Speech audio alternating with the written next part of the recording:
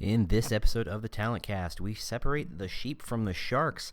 We're going to talk employer brand some more, because that's what we do here. We'll be right back.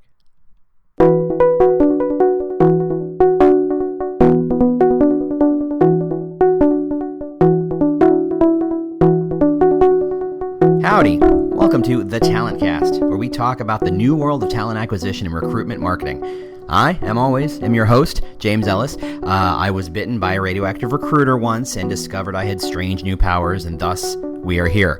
This podcast is not sponsored or supported by anyone whatsoever. We've instituted a 100% no pitching rule. We're here to learn, teach, and discuss so we can all become better recruitment marketing thinkers. I'm not here to sell you anything. If you like this podcast, and I really hope you do, tell the world on LinkedIn and Twitter and any other place you're professionally social. I'm pretty sure your friends don't care. You can always review us on iTunes or Google Play. We really appreciate that. As always, if you have comments, questions, topic suggestions, if you would like me to discuss your particular problem, if you know someone I should interview, reach out to me on the Twitter. It's The War for Talent. That's right, The War for Talent. Or just go to our website. We're at thetalentcast.com, thetalentcast.com. Otherwise, here we go. Hope you enjoy.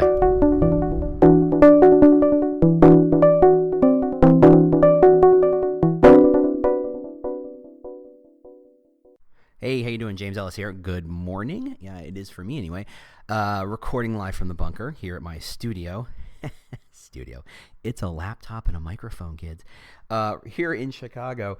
Thanks for listening. Thanks for signing in, joining in, whatever. Hey, if you get a chance, do me a favor, leave a review.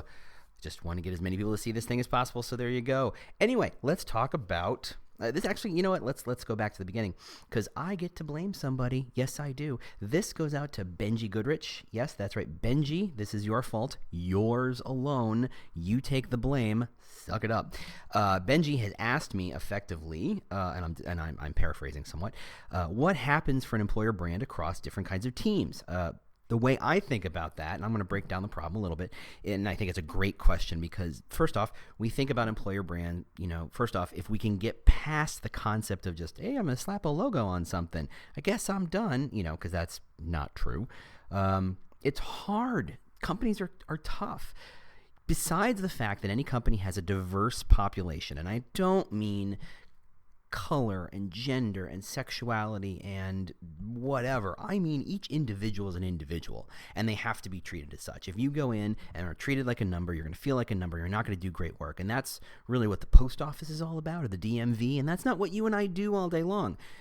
If there's someone listening from the post office or DMV, good morning. Sorry.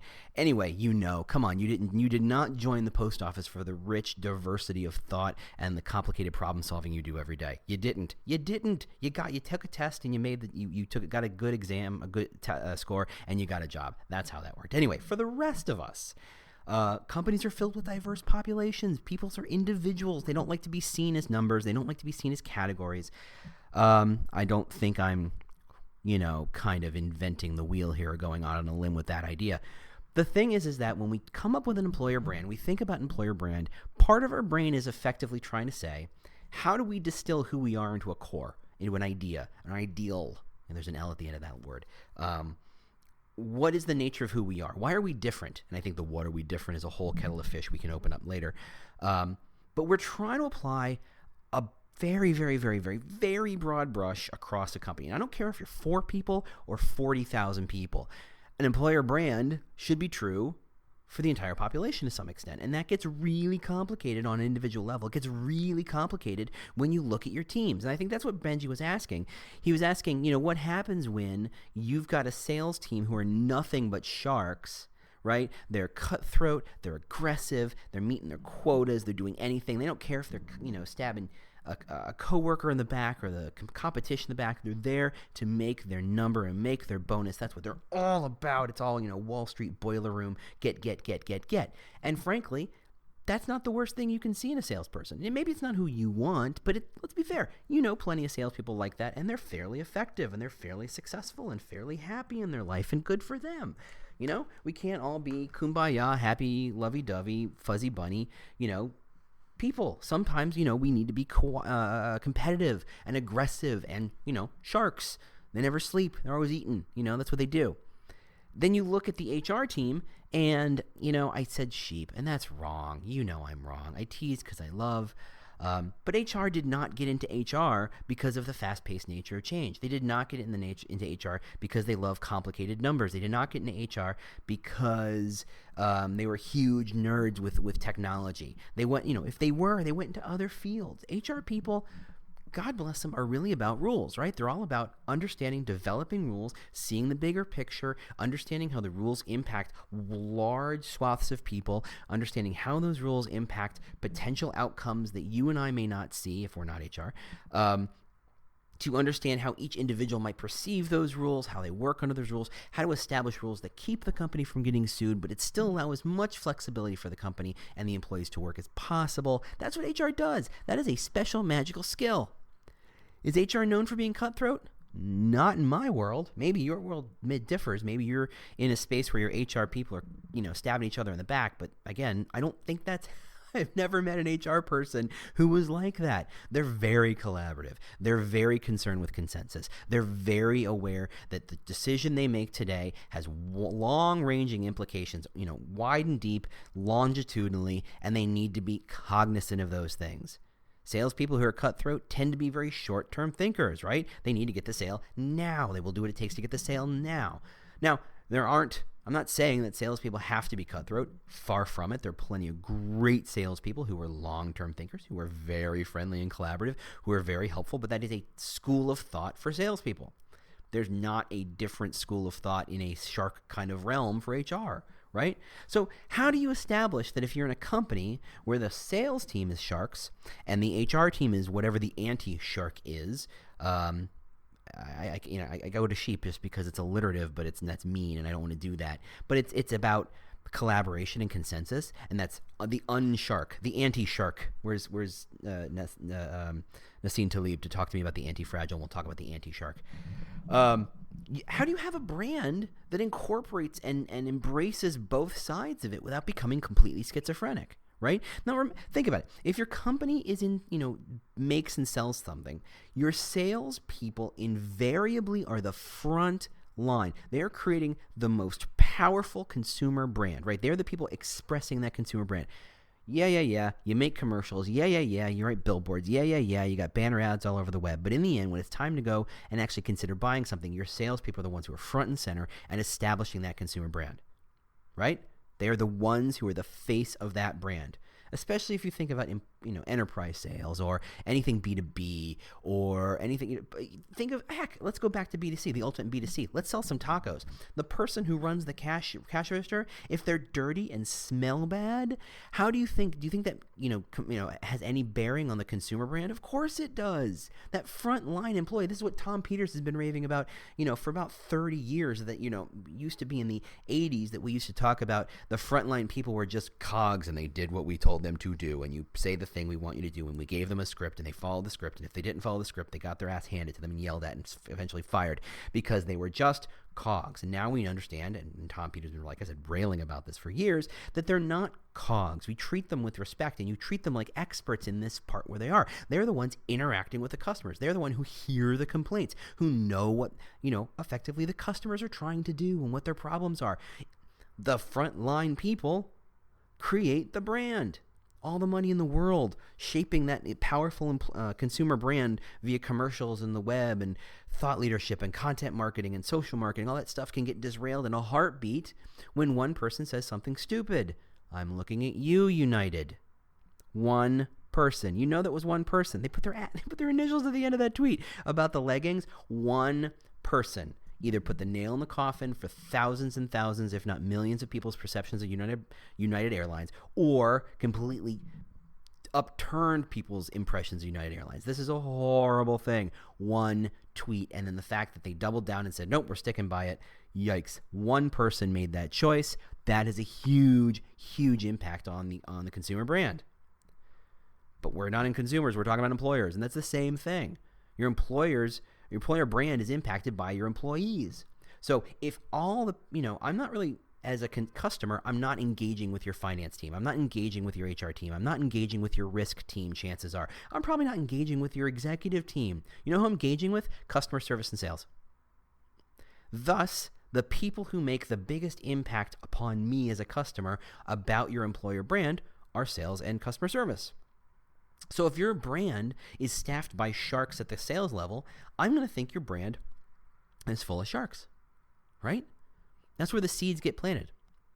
My understanding of your employer brand is based on my experiences engaging with that brand. Now, you may have wonderfully kind people building all your social and content marketing, but when the person who walks through the door is trying to sell me something is really using some hardball tactics and really aggressive, I think your brand is aggressive. So, from an employer brand standpoint, how do you come up with an employer brand that makes sense for all the aspects of the company, both the sharky side and the anti-sharky side? And that's not the only kind of spectrum. There's, leadership. There's ability to be coached and grow. There is willingness to solve challenges. There's willingness to fail. There's all sorts of metrics, and they're great, smart people who are doing far better work than I could ever do about all those kind of traits and attributes of what your company could be. I've never run across a list that I feel is comprehensive that says, here are the 8 traits that any company can be. And it's all, here are 8 sliders. You can be very sharky or very unsharky. You can be very collaborative, very uncollaborative, though maybe those two things are the same. You can be very work-life balance or very not work-life balance. You can be very status-oriented or not status-oriented. There's, there are lists and people think they're collaborative, but I don't buy them. I don't think anyone has really cracked that nut. And if you think you have, hey, find me at The War for Talent on Twitter, or find the website, thetalentcast.com, and tell me. Anyway, back to the conversation. So if you're trying to establish what an employer brand is that embraces all the different aspects, and we can get more complicated. Your sales team are sharks. Your customer service teams are very, what's the word I want to look for? They're very, very supportive. They're here. They understand your problems, and not in that cable company way where they're following a script and you can tell they don't really care, but they're saying words that someone wrote for them to make it sound like they care, which I don't think helps. But your customer service, you only hire people who are very caring and are willing to stick it out and are dedicated to making sure the customer is happy. Great. And then you've got a finance team who are just quants and numbers wonks who are just all about the numbers, and they're very cut and dry, and they have, let's take it to the extreme. 0 emotions. It's very black and white. It's very numbers driven and only numbers driven. And then you've got an HR team who is very consensus oriented and rules oriented, and not so much about being leaders as they are slowly moving people in the right direction. But of course, you've got the exec team who are full of leaders, people who have a vision for the company or taking it in a different direction, or understand the direction or trying to push it in that direction. You've got developers, who are all about money, or all about what work-life balance, or they're all about whatever it is. You've got all these different teams who have, these are different stakeholders, or you're in different cohorts or different segments, however you want to call them, and they all have different motivations, reasons for working at your company, right? They all have different reasons, and it's about status, or it's about the money, or it's about the work-life balance, or it's about the people around them, and and it's about the competition or the accountability, or they get to work with the coolest technology, whatever it is. Each one of those teams can potentially care about something different. And in that world, how in the world can any of us come up with an employer brand that makes sense to all of them? It can be done. So I'm going to talk about Amazon, because I know just enough to be dangerous about their employer brand. And I'm going to keep it fuzzy because I don't think I know anything proprietary, but at the same time, I don't remember everything that was talked about. So it doesn't matter. We're just using it as an example to extrapolate. And everybody knows Amazon, right? And Amazon's a great example because they've gone through some really, really heavy-duty bumps in the last 2 years. Obviously, and full disclosure, been an Amazon customer since 1998. If you can believe it, I'm going to hit my 20-year Amazon customer anniversary in a year and a half. That's insane to think that in a couple years, more than half of my life will be in an Amazon world, and more so than a non-Amazon world. E-commerce is amazing and it has changed the world. You better believe that. But, so huge Amazon fan. And I legitimately like the people who work there. I legitimately think that they are, if I, could do it over and could work anywhere, and I would put them in a place where I would consider working. So I have a fairly positive sense of their brand. I feel like I have a positive sense of their brand. in an eyes wide open kind of model, in that I don't think I'm just going, oh, they're the coolest company, I want to work for them, which I don't think is true. I feel like they're puzzle solvers and problem solvers in a level that I like to think myself to be. And that is a very complicated set of thoughts in my head, and I don't want to dive too far in that rabbit hole. So anyway, we're trying to talk about Amazon, whom I love, but in a full kind of no rosy glasses kind of way. And obviously, to recap, they went through 15 years of no profits, but a leader who said, don't worry, don't sweat the profits. We are growing, and not just in a pets.com, outpost.com kind of way where we're growing for the sake of growth.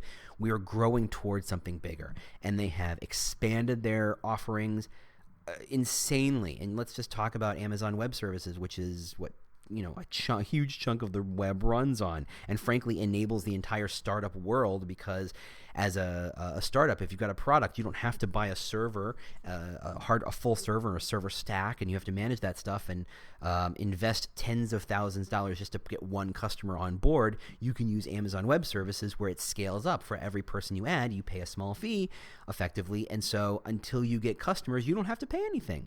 So it's a great way to scale up at a low capital kind of way. Let's talk about the drones. They bought a plane. They have a delivery system. Amazon, they deliver food now. Jeff bought the Washington Post.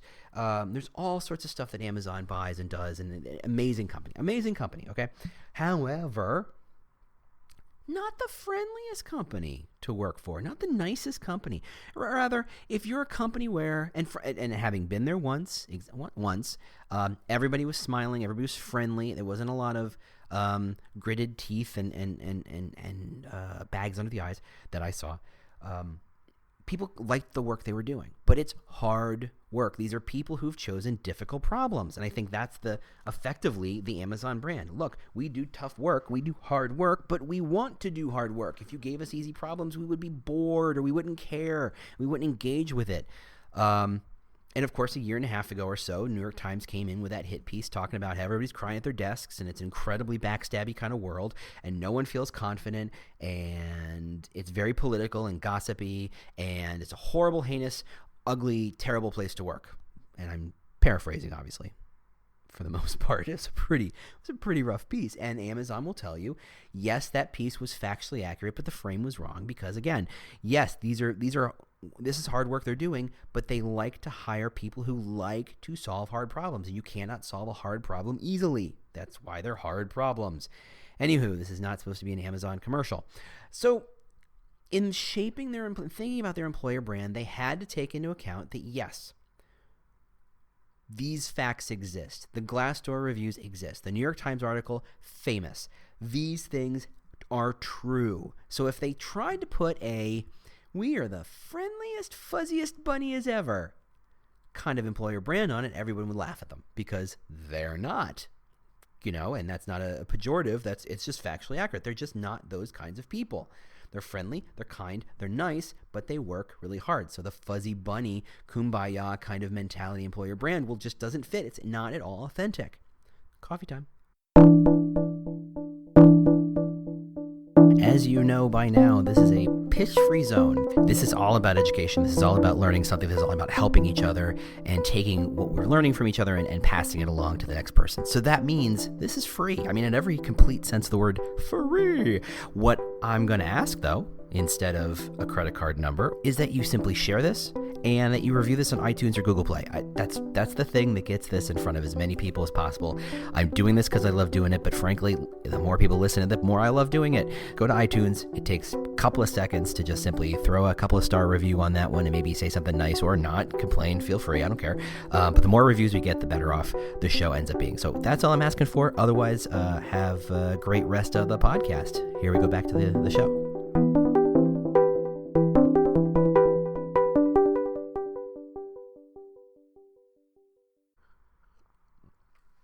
That's the trick, right? I should get my favorite coffee roaster to sponsor this podcast. That's the moneymaker. That's what I'm missing. Anyway, all this stuff.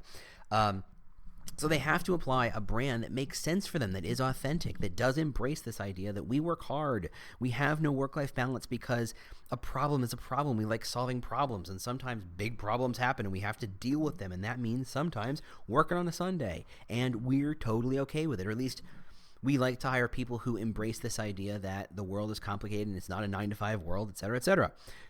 So what they ended up with was a brand, and I'm again trying to be as fuzzy as possible because I don't want to get stuck in the specifics of this, but I do want to illustrate this idea. Their brand was about pioneering.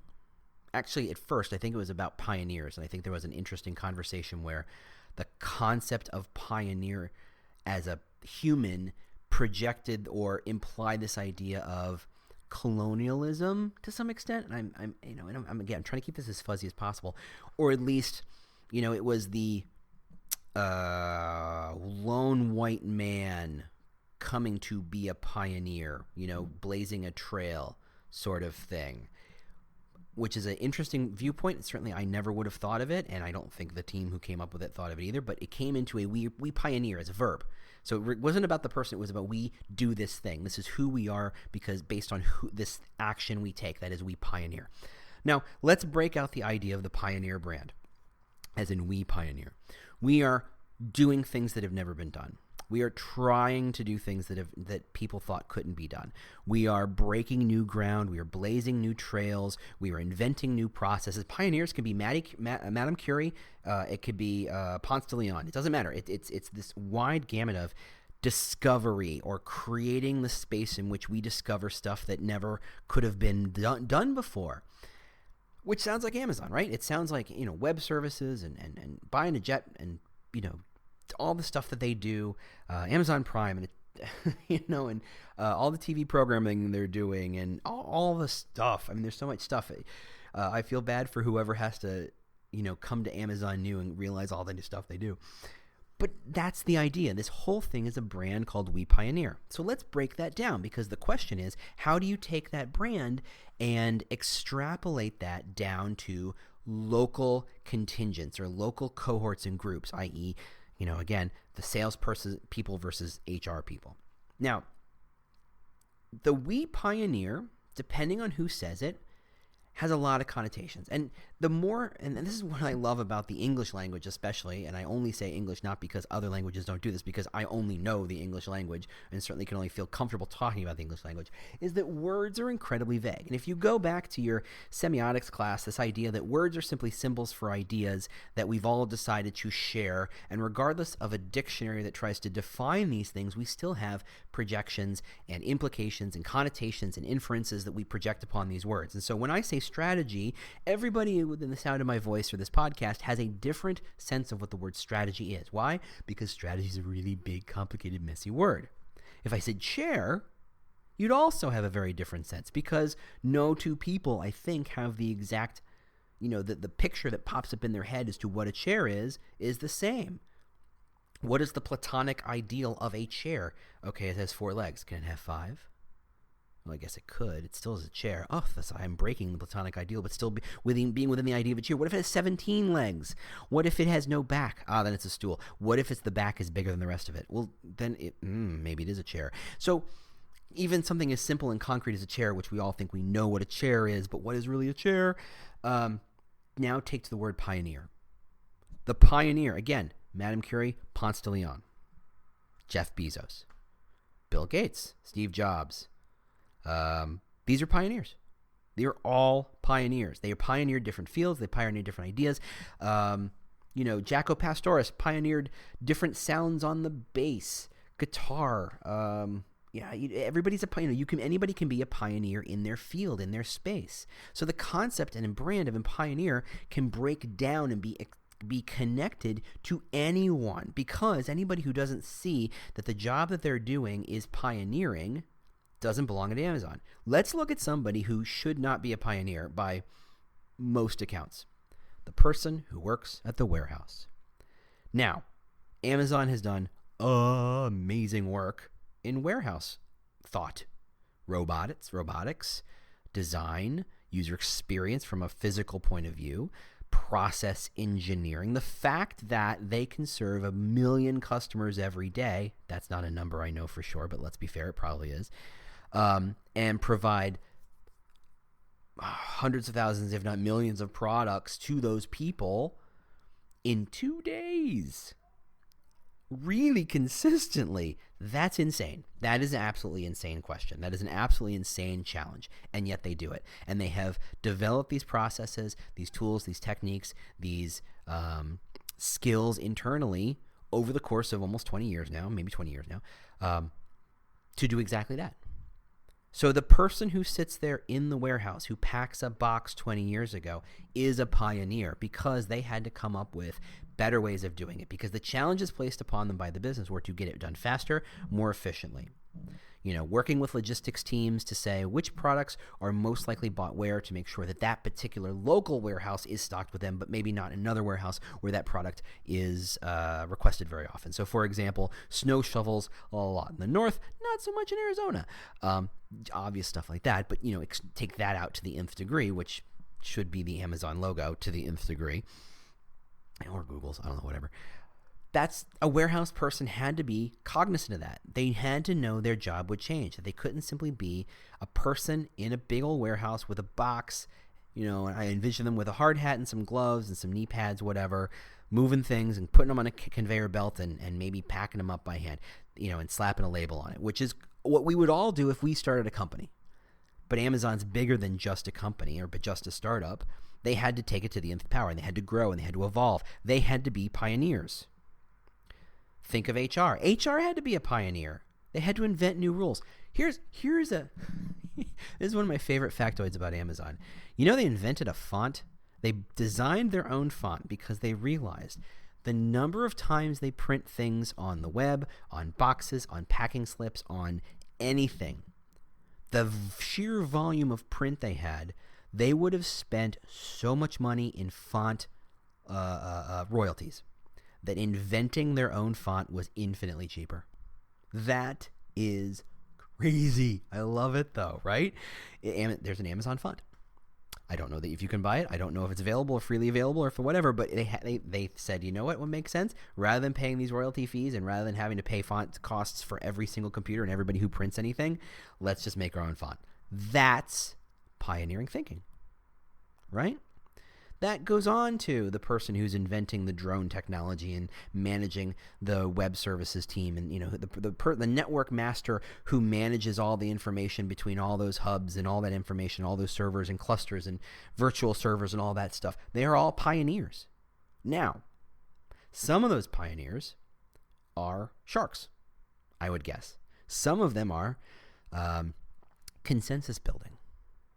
But they're still pioneers. They're still, you got to imagine when wagon trains went coast to coast or whatever, they didn't do it individually. You don't really survive. Anybody who's seen The Revenant knows you can't survive by yourself unless your name is Leonardo DiCaprio and you're looking for an Oscar. You can't survive on your own. You had to go together, and thus you had to build consensus and say, together we are choosing to make this choice. We're going to cross the Colorado Rockies, and man, I hope we don't freeze to death, and man, hope we don't have to eat each other. But you did it a consensus. They're still pioneers, but they did it together. They did it as a group. You can still ask for cohesion and consensus as a pioneer. You can also expect to go home at 5 o'clock in some jobs as a pioneer because the work you did required being there from 9 to 5. Now, I don't know which job that is, but I got to imagine it exists. So that means an employer brand that says we're cutthroat doesn't work because it doesn't apply to all the different teams, right? It means that you have to come up with a brand that has, I don't know, I want to say flexibility, but I don't think that's right. I think it has to be complex enough and robust enough to have so many different facets in and of itself that it can be projected to teams and even individuals. I'd love to see the numbers, and of course I have zero access to this, but I'd love to see Amazon surveys that said, you got to know, because they love surveys internally, you got to know that at some point they've asked, do you feel like a pioneer? Do you feel like the We Pioneer type of brand applies to you as an individual? I'd love to see the numbers.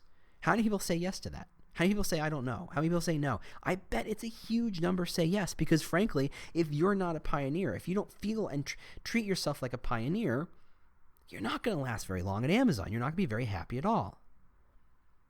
And the nice part is that employer brand says, taking it out to the world, if you don't feel like you're a pioneer, or if you don't feel how you can see yourself as a pioneer, please apply someplace else.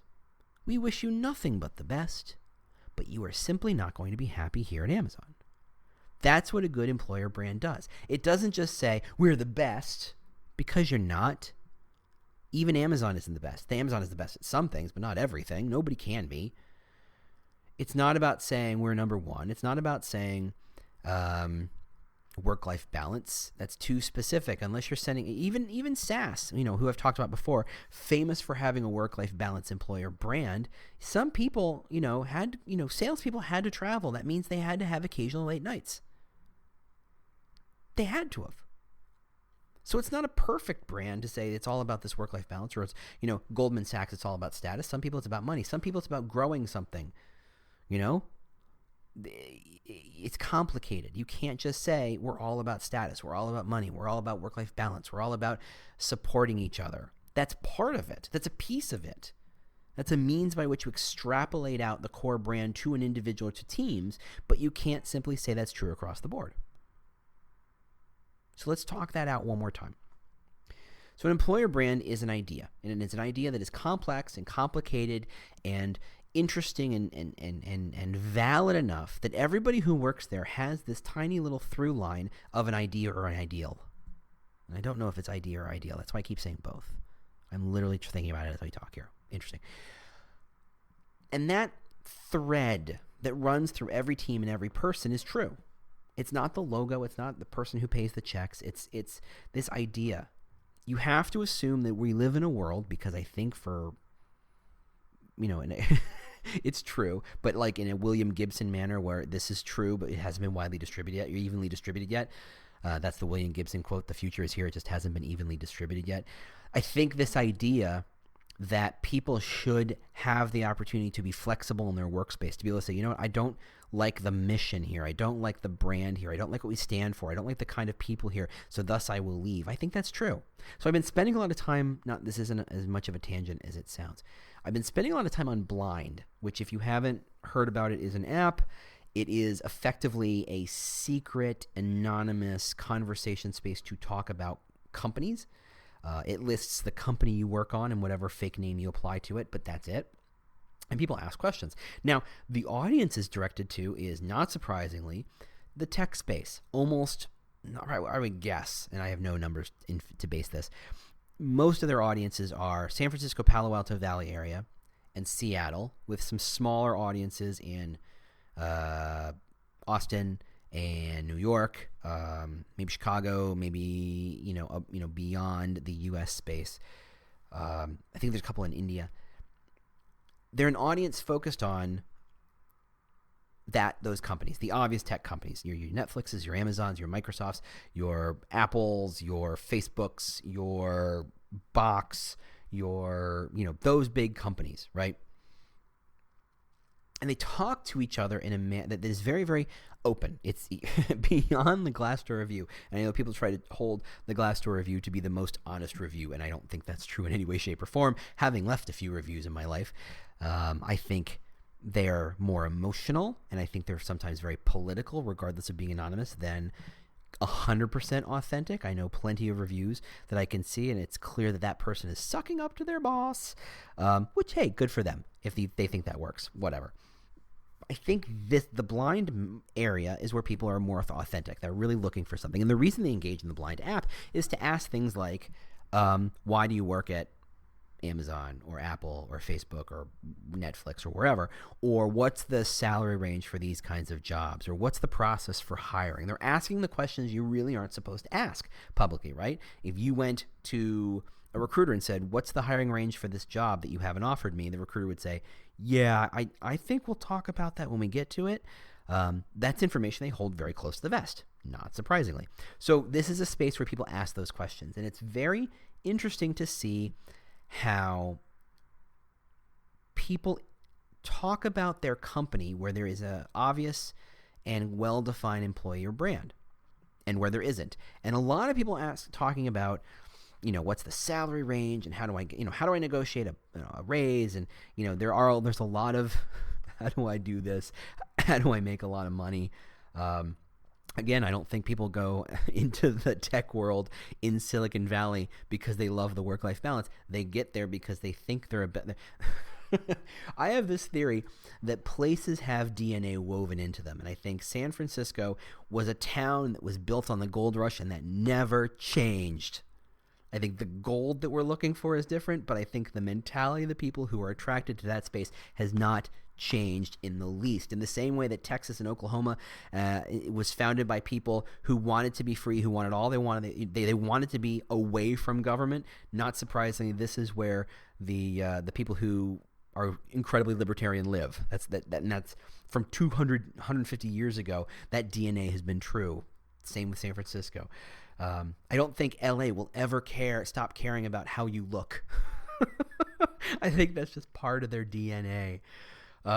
Anyway, oh gosh, I had a tangent. Now I can't get back. Oh yeah, so San Francisco, they're looking for that money. They showed up to the valley to make their pot of gold, to hit that gold mine, to hit that their stake in the world, to hit it rich quickly. And they know that there's work. They certainly know that piling all sorts of junk on a burro and walking it up the mountain to a stream in the hopes of finding gold is not easy work, but the payoff has the potential to be massive. That is the reason they graduate from where they graduate. They look for these jobs because they know the payoff could potentially be massive. Of course, my concern is that these people are looking at these unicorn companies and pretending that they're normal, and they're unicorns.